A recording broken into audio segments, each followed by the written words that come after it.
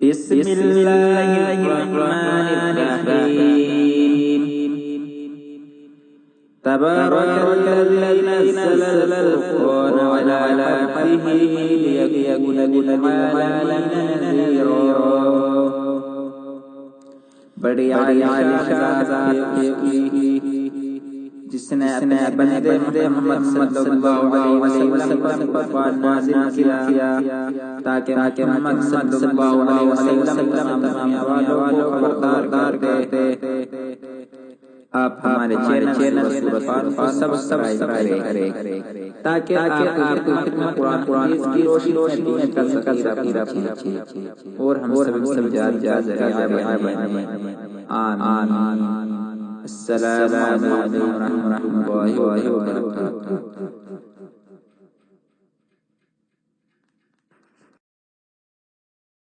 نبی کریم صلی اللہ علیہ وسلم کا فرمان ہے کہ نبی کریم صلی اللہ علیہ وسلم نے فرمایا کہ جب کوئی مومن، کوئی مسلمان کسی بھی مسلمان کی تکلیف دور کرنے کے لیے اس کے کام میں لگ جاتا ہے تو اللہ کی ذات اس کے کاموں میں لگ جاتی ہے، اس سے اس کی تکلیفوں کو دور کرنے میں اللہ لگ جاتے ہیں۔ اللہ کی رحمتوں والی ذات اس کی طرف رحمت کی نگاہ کرتے ہیں، اس کے بند دروازوں کو کھولتے ہیں، اس کی تنگ گلیوں کو کھولتے ہیں، اس کی پریشانیوں کو، اس کی تکالیف کو، اس کی بیماریوں کو اس سے دور کرتے ہیں۔ یہی دو حکمتیں ہوتی ہیں، اور یہی انسان اور معاشرہ اور یہی دین اسلام کی ہمیں تعلیم ہے کہ تم نے کس طرح اخلاق سے کسی کو معطر کرنا ہے۔ اگر کسی کی ضرورت پوری نہیں کر سکتے تو اس کو منع اور انکار کیسے کرنا ہے، یہی مومن کی پہچان ہے۔ اور دین اسلام نے تم سے کچھ نہیں مانگا۔ آج کے دور میں ہم سنتے ہیں ایسے لوگوں کی باتیں کہ دین پر چلنا مشکل ہے، کانوں پر ایسی آوازیں سنائی دیتی ہیں، آپ کو بھی سنائی دیتی ہوں گی کہ دین پر، شریعت پر چلنا مشکل ہے۔ بھائی شریعت نے کیا مانگا آپ سے؟ ساری جسمانی مالی خواہشات کی قربانی، اولاد کی قربانی، والدین کی قربانی، اپنے جان کی، اپنی نفس کی قربانی، وہ تو صحابہ نے دی ہے۔ وہ تکلیف والے وقت تو صحابہ نے گزارا ہے۔ ان مشکلات میں سمجھ میں آتی ہے، کسی صحابی کی روایت ملے کہ ہم نے بڑی مشکل میں عبادت کی، ہم نے بڑی مشکل میں سنتوں کو پیدا کیا، ہم نے بڑی مشکل میں اللہ کی عبادت کی، بڑی مشکل سے ہم نے جہاد کیا، بڑی مشکل سے لڑائی کی۔ کوئی روایت ملے تو سمجھ میں بھی آتی ہے۔ میں اور آپ جیسے لوگ کہیں کہ دین پر چلنا مشکل ہے تو بڑی عجیب سی شرم سی آتی ہے۔ کیا مشکل ہے عبادت میں؟ سردیوں میں وضو کے لیے گرم پانی موجود ہے، دھوپ میں عبادت کرنے کے لیے سائے دار مسجدیں موجود ہیں، گرمی میں اے سی والی مسجدیں موجود ہیں، گھر تمہارے اے سی، گاڑی اے سی، آفس اے سی، مسجد اے سی۔ ترکی کے قالین لگے ہوئے ہیں، 5.5-6 لاکھ کا یہ قالین دلوایا مسجد میں، اللہ جزائے خیر دے جن لوگوں نے بھی دلایا۔ ترکی کے 4.5-5 لاکھ روپے کا قالین دلوایا، گھٹنے میں درد نہ ہو حاجی صاحب کے سجدہ کرتے ہوئے۔ کس چیز کی تکلیف ہے؟ کیا مشکل ہے دین پر چلنا؟ ہمارے ملک کے پاکستان جنت جیسی زمین، جہاں پہ آپ کو شریعت پر چلنے سے کوئی نہیں روکتا، نہ حکمران، نہ ادارے، نہ سیاسی لوگ، نہ آپ کے اوپر والے لوگ، نہ آپ کے ماتحت لوگ، آپ کی اولاد، آپ کے والدین، آپ کے اساتذہ، معاشرہ، پڑوسی۔ کسی ایک کا نام دے دیں کہ مجھے یہ اس کام سے روکتا ہے، نماز پڑھنے جانے سے یہ روکتا ہے، کسی ایک کا نام دے دیں۔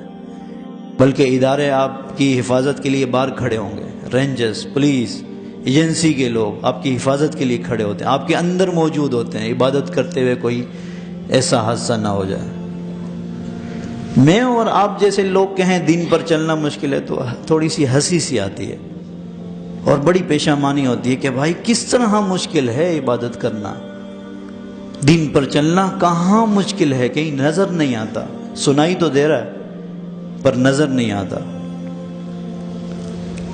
صحابہ نے مشکل وقت گزارا ہے، جن کی قربانیاں ہیں، جن کی وجہ سے پورے دنیا میں اسلام پھیلا، آج مشکل وقتوں میں عبادت کی، تپتی ہوئی ریتوں میں اللہ کا نام لیا، 28 سال کسی کے غلام رہے اور تکلیف میں وقت گزارتے رہے۔ حضرت بلال، یہ نہیں ہے صرف تپتی ہوئی، اکثر میں بھی اور اکثر خطیب حضرات بیان کر دیتے ہیں کہ تپتی ہوئی ریتوں میں ان کو لٹایا، سینے پہ چٹان رکھی، حالانکہ بہت تکلیف دہ عمل ہے۔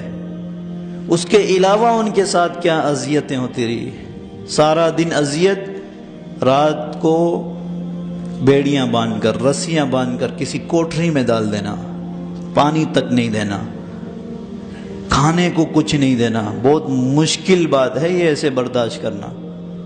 دھوپ میں تو تھوڑی دیر اگر انسان کھڑا ہو جائے تو کتنی پیاس لگتی ہے، فوراً پانی چاہیے ہوتا ہے، اور دھوپ میں تپتی ہوئی۔ حضرت عمر بن عاص رضی اللہ تعالیٰ عنہ فرماتے ہیں کہ وہ تپتی ہوئی مٹی ایسی ہوتی تھی کہ اگر اس پر گوشت کسی جانور کا کاٹ کے ڈال دیا جائے تو وہ گوشت بھی بھن جائے۔